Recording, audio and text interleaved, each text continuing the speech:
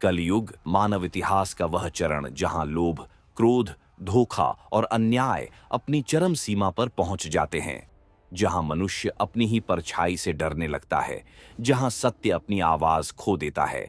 देवगण ब्रह्मलोक में इकट्ठा होते हैं। धर्म, जो अत्यंत क्षीण हो चुका है, महादेव ब्रह्मा और विष्णु के समक्ष अपनी पीड़ा व्यक्त करता है।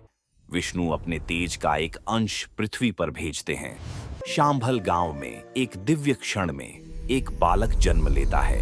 एक ऐसा बालक जिसकी आंखों में बचपन से ही असाधारण चमक थी, जिसका स्पर्श भी करुणा से भरा था, पर भीतर छिपी थी एक अपार असीम शक्ति। इस बालक का नाम था कल की कैलाश की घाटियों, नर्मदा के किनारों और हिमालय की शांत गुफाओं में कल्ली कठोर तप करता है। वह ध्यान में डूबकर सृष्टि के रहस्यों को आत्मसात करता है। देवताओं की प्रेरणा से इंद्र स्वयं उसे दिव्य घोड़ा देवदत्त प्रदान करते हैं और महादेव उसे एक दिव्य तलवार देते हैं, जिसकी चमक अधर्म के अंधेरे को भी चीर सकती है।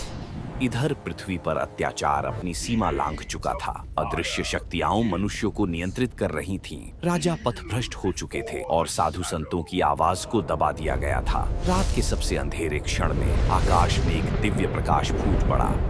घोड़ों की टापों की गूंज ने धरती को हिला दिया और फिर अंधेरे को चीरते हुए एक योद्धा उतरा, सफेद घोड़े पर सवार, हाथ में तेजोमय तलवार।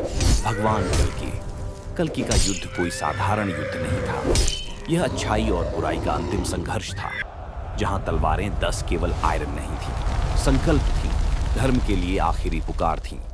कल्कि एक एक कर हर दुष्ट, हर अत्याचारी, हर दानवी शक्ति का अंत करते जाते हैं। उनकी चाल इतनी तेज कि हवा भी ठहर जाए।